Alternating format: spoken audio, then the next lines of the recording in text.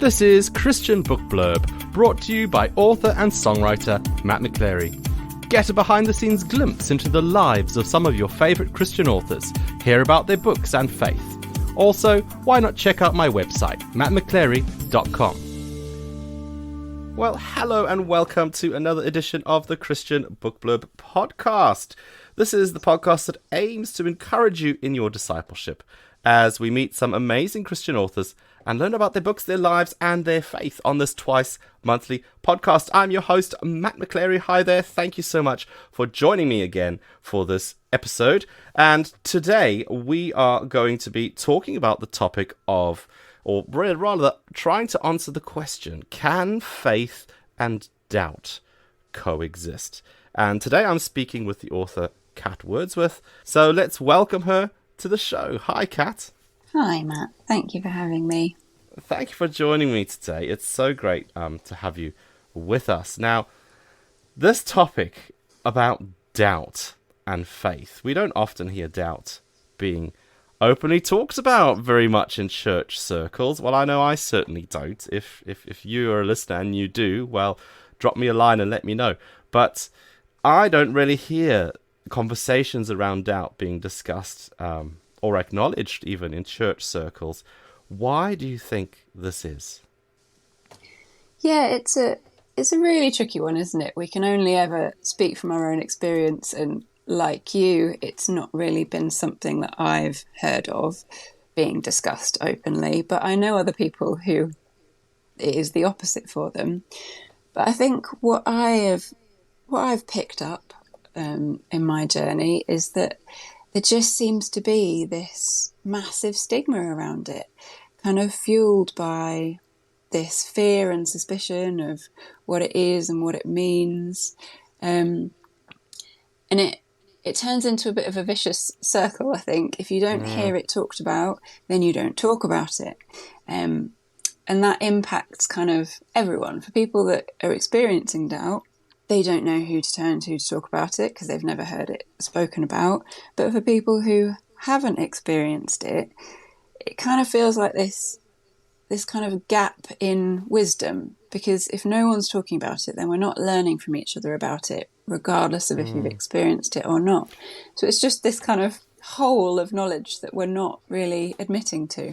Yeah. And do you think that kind of feeds into the assumption that doubt is a threat to faith in some way? Oh, yeah, absolutely. I mean, as soon as fear and suspicion are part of the equation, then there's going to be all sorts of concerns about it. As to whether doubt is a threat to faith, I think what I have come up against quite a few times as I talk about it is that doubt means different things to different people. It's a really wide word with an umbrella of different meanings. You know, it can be disappointment, unanswered prayer, disillusionment, or it can be questions about specific doctrines or theology or denominations. It can mean such a vast different array of things to different people that communication can get really messy. I think, obviously, I feel like you know where I'm going to land on this. I don't see doubt as a threat to faith. I think my own story is that doubt showed me that there were some things that I really needed to unpick and take back to basics. And eventually, through that process, it wasn't overnight by any means, that is what strengthened my faith. And I suppose what it comes down to is whether you think that asking questions or wrestling or engaging with faith is a sign of weakness or a sign that you're taking it seriously. And I suppose what you have to come back to again and again, not just on this topic, but on a lot in life, is that none of us are ever in a position to judge anyone else's faith.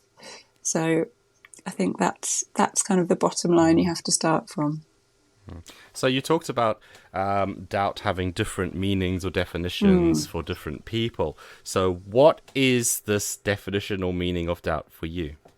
Yeah, so kind of the worst one, really, which The worst one. Yeah, the worst one. The thing that I have struggled with really badly over the years is literally the question of whether God exists or not. So, the kind of the fundamental doubt that there is. There's all the other bits have been thrown in varying proportions over the years. But yeah, absolutely that kind of fundamental one lying underneath.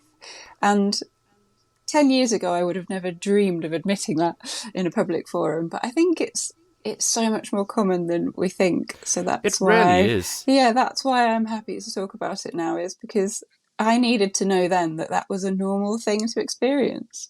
I've been through that as well. Yeah. I mean, not to the same degree or extent as you describe in your book, but there've definitely been times where I go through like a season where I think, what is this all about? Is this even real? Am I just wasting my time here?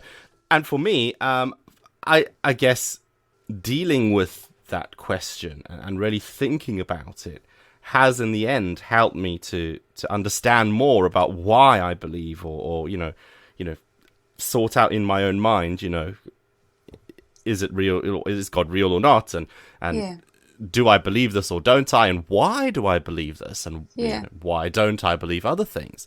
And that helped to kind of strengthen my faith. Yeah, it can be it can be a real catalyst. Yeah, if you manage to do it without getting completely overwhelmed by the fear and the shame and the guilt and the isolation that can so often accompany these times. Yeah. So mentioning all of that, you have written a book called Let's Talk About Doubt, a story of doubt, faith, and life in between. And you share some of your personal story with faith and doubt. So without giving too much away, where did doubt creep in for you, and how did this affect your life at the time? I mean, I don't really mind giving spoilers for the book. It's all right. I had a very traditional Christian upbringing. I was raised in church, from the womb onwards. I've been part of a church. I suppose hindsight's a tricky thing to work with sometimes, isn't it? But I think from teenage years, maybe early teenage years, I started to be aware of just this nagging sense that I didn't seem to feel the same way about things as other people around me. At the time, I didn't name that as doubt or really pay too much attention to it. I thought that at some point something would happen to make things click into place and that I would feel like everybody else.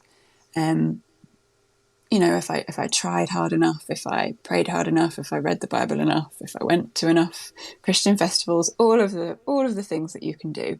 I thought if I just did all of those things, it would all work out okay.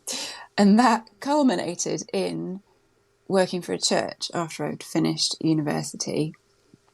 And yeah, it was a bad idea. It all just came to a bit of a head, and I had, just a full-blown existential crisis, really. It wasn't any particular event or experience with a particular person. It's not a story of kind of any particular church leader not acting well or anything like that. It was just decades of feeling like I didn't quite fit and I didn't seem to experience faith in the same way. In terms of how that affected me, I mean, I've written a whole book about it, so quite deeply. These are big questions and they have profound impacts on us.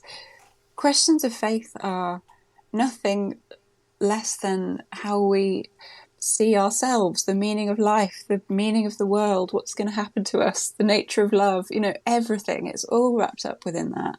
So questioning that really was, quite a bad period in my life. It impacted mental health, physical health, of just feeling so scared of the consequences of this doubt for a long stretch really does have physical consequences. So yes, I mean, in short, it affected me badly. we talk about, we've spoken about how having doubts and questioning things can lead to a strengthening of faith. So have your doubts been resolved? Are you in a position where that's happened, or where are you at the moment? Yeah, so, and I suppose this is where people start to describe an experience that if you haven't experienced doubt, then it sounds a bit odd. But what I would say is that I still doubt, and all the same doubts, but my faith is stronger than it ever was. And I think although my doubts haven't been resolved or shifted, what has changed is that I'm not scared of them anymore.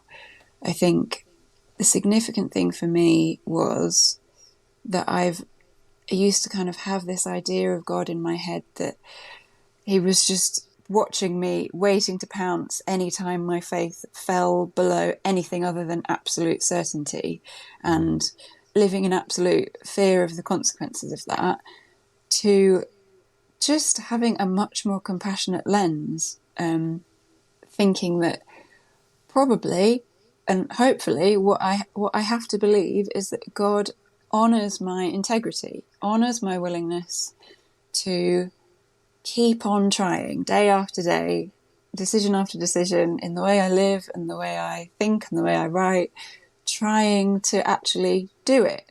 I think for me that is faith, is the decision to keep on going even when I'm not sure. I quite often try to challenge myself to finish the sentence "faith is," and I think one of the ways I finish that in the book is that faith for me is the willingness to try and keep Jesus in focus even when everything else around me blurs. It's that willingness to just keep going and keep trying. Yeah, that kind of answers my next question, really, about can faith and doubt coexist? Can we hold the two in tension without them cancelling each other out or kind of breaking each other apart? Obviously, that's a question that different people will answer in very different ways. And I think what it comes down to is what your definition of faith is. If you think faith is certainty, then that's not going to hold any room for my kind of experience of a faith that allows room for that wrestling and that questioning. But I think I have to just come back to what I said earlier, is that we're not in a position to judge anyone else's faith.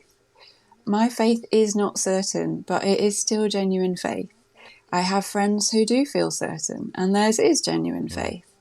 I think we all experience these things differently, even when we're holding fast to the same thing. There's a quote that and I don't know how to actually pronounce his name other than reading it. I think it's Frederick Buechner, something like that. And it's using the famous "Lord, I believe, help my unbelief" quote. And he wrote, "Lord, I believe, help my unbelief is the best any of us can do. Thank God it is enough."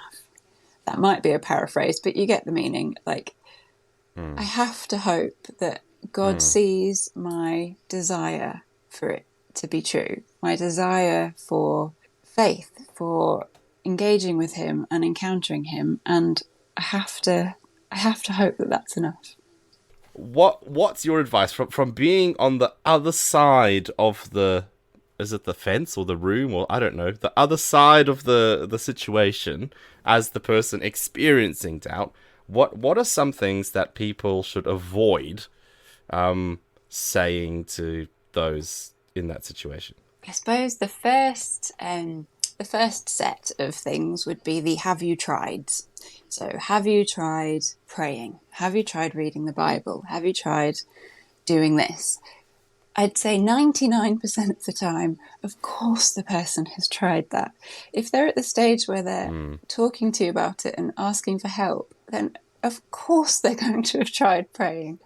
And that can just feel quite dismissive sometimes, I think, even when obviously it comes with the best intentions.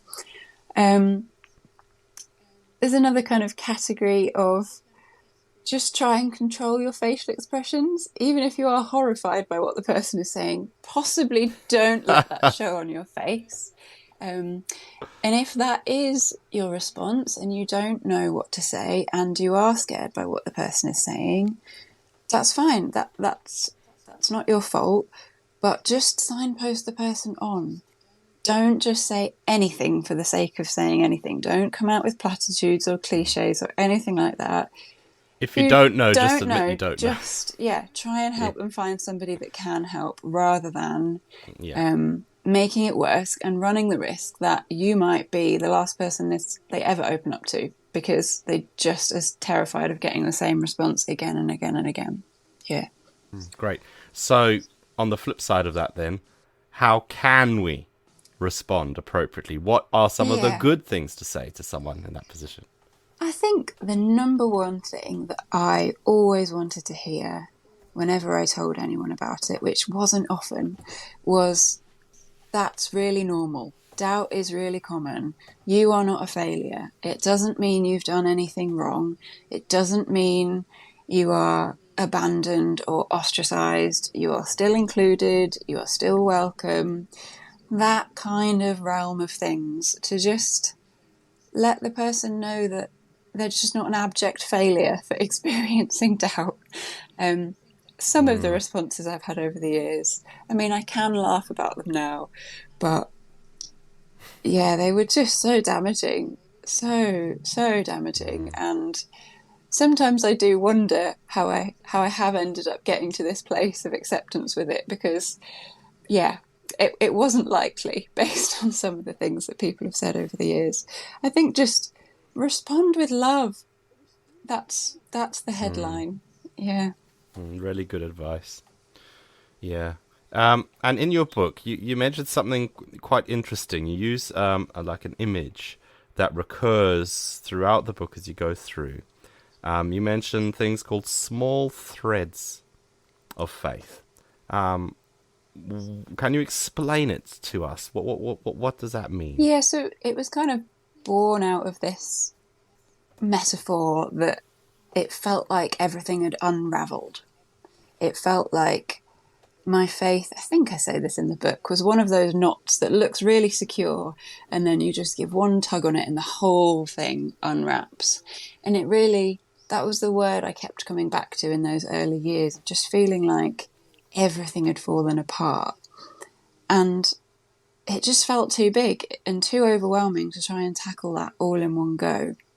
So over the years, instead, I used this idea of building it back up again, like a tapestry, kind of one thread at a time.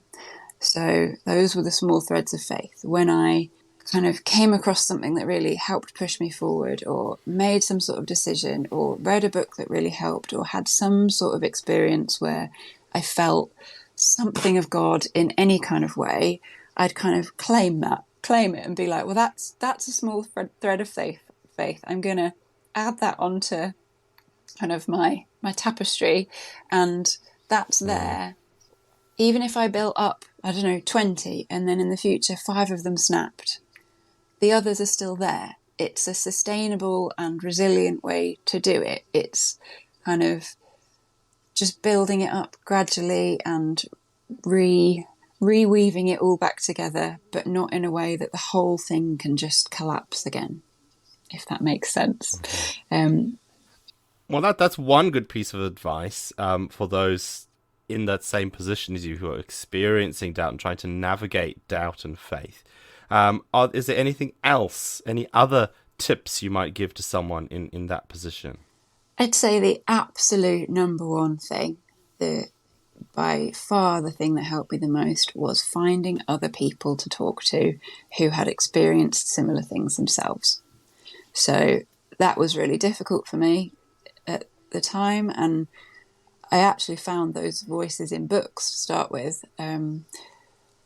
People from different countries, completely different Christian backgrounds, but still describing the same experience. Just anything that let me know that it wasn't just me. I do now have people, real life people, who I can talk to, as well as kind of this whole community of people through Instagram, and on there I run an account. It's called About Doubt, and it does what it says on the tin. It's just entirely about doubt. Really just this, what I do is really entirely focused on letting people know that it isn't just them, and that doubt is normal, and that they haven't failed. And I think that is the most important voice that you can hear when you're experiencing it, because, you know, the shame and the fear that can accompany doubt really can paralyze you and stop you from moving forward, and stop doubt being that helpful, refining, clarifying force. So that's my advice. That's what I do. That's the neon sign above my head, is doubt is normal. You are not a failure. Yeah. That's great. Thank you. Really helpful. I think that'll really help some listeners who are struggling with doubt themselves. We'll be returning in just a moment to continue our conversation with the author Kat Wordsworth, so do stay tuned. We'll be back after these. If you enjoy listening to this podcast, you can help keep it on the web. All you've got to do is buy me a coffee. Head over to buymeacoffee.com/Matt McChlery to make a donation. There is a link in this episode's show notes. So go on, buy me a coffee today and help this podcast to keep supporting Christian books and authors. And welcome back to the Christian Book Blurb podcast. I am chatting today with the author Kat Wordsworth about the question, can faith and doubt coexist? Now, before the break, we delved into that topic quite a lot. And one of the things we'd like to do here on the show, Kat, is get to know our author a little bit better. I mean, you've already bared your soul to us quite a lot in the first, which is fantastic. Thank you so much. But let's find out a little bit more about you. Have you got any favourite foods, for example? I mean, I'd like to come up with a really sophisticated answer, but is there anything better than Nutella? A jar of Nutella and a spoon. I'm happy. Oh, there you go. Wow. Fantastic. Really good. And do you do anything for fun other than binging on Nutella out of a jar? Yes, I'm in an orchestra. Okay, what instrument do you play? I play the flute. So, and if pushed, the piccolo, even though it's a horribly high instrument and is actually quite painful to play sometimes. I love being outdoors. We're a very outdoor adventure-y kind of family. We live quite near to some big rivers, so we've got some kayaks and things like that. So yes, lots of fun things. Oh, great. Oh, I'm intrigued by the orchestra thing. What piece are you playing at the moment? What did we play last night? We played Beethoven's Fourth Symphony. We played Bizet's Carmen Suite, and we played Shostakovich Festival Overture. And I played the piccolo for that, and my ears are still ringing slightly. That's wonderful. Now, I know you've mentioned the About Doubt resource and things, and you've written your book. Is this an all-consuming passion of yours in life, or do you do other things as well to pay the bills? Yes, I do other things to pay the bills. I have one of those jobs that it's quite difficult to explain to people that aren't in the same realm of it.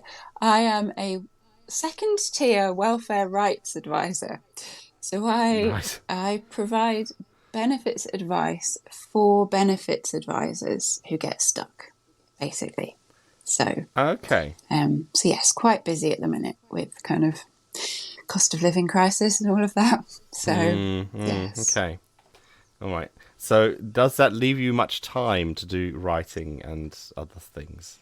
Yes, I'd say it's my children that take up more of the time and the headspace. Yeah, don't than they? My part-time Goodness. job. Yes, I've got a 10-year-old boy and a 7-year-old girl, and yes, I'd say 80% of my life is running their social calendar and providing a taxi service to them. So, well done. Yes, thank you. I know that's not easy. No. Oh, goodness. So have you got anything you're working on in terms of writing? Have you got anything coming up or in the pipeline that you might be able to give us a little taster of, perhaps, maybe, before it comes into the world? Yeah, so it's the classic coy response from the author who doesn't want to fully commit to a project. Yes, I have. Of course, I've been writing. I write regardless of having an audience or not. I've just been thinking and contemplating and writing a lot on the idea of kind of what comes next after you've accepted doubt. Because that isn't the end of the story. The end of the story, or the continuation, is how to actually live with it and how to live a life of doubtful faith. Which, yeah, it felt like, I think the phrase that I keep coming back to is that it felt like once I'd accepted doubt, that was it. I'd be sorted. But actually, it turned out to be a false peak, because it didn't tell me what to do with it and how.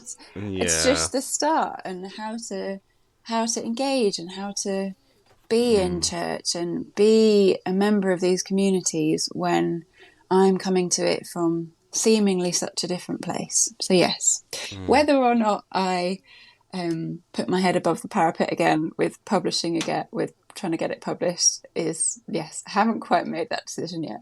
It's a lot. And obviously what I write about is my soul, is my deepest, most secret thoughts.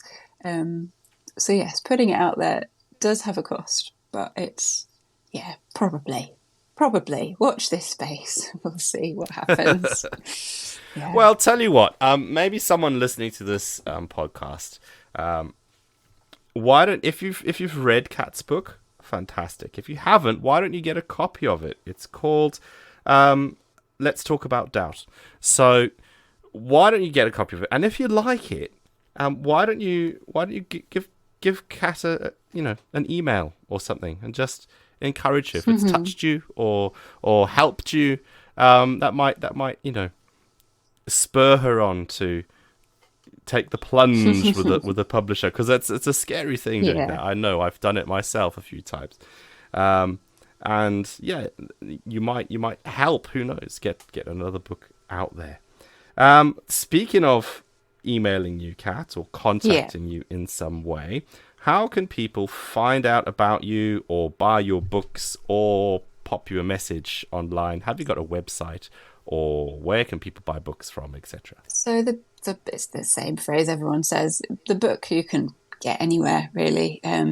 Amazon, or if you don't want to use Amazon for whatever reason, then it can be ordered into Waterstones and WH Smith, and it's on Eden and all of those places, and ebooks as well. So in terms of contacting me, I am just Instagram at the minute. My boundaries are quite high. Yes, I'm on @about_doubt. And you can message me on there, comment, all of those kind of things. So I am contactable.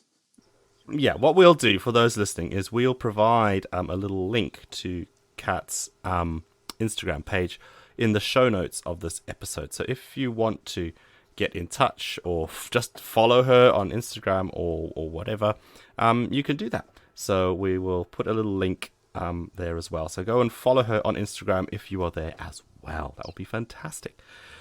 Well, Kat, we've come to the end of our discussion. It's been really interesting and really it's been so good, because you've been so generous in sharing your soul with us, and thank you for doing that. I'm just quite shameless about it now.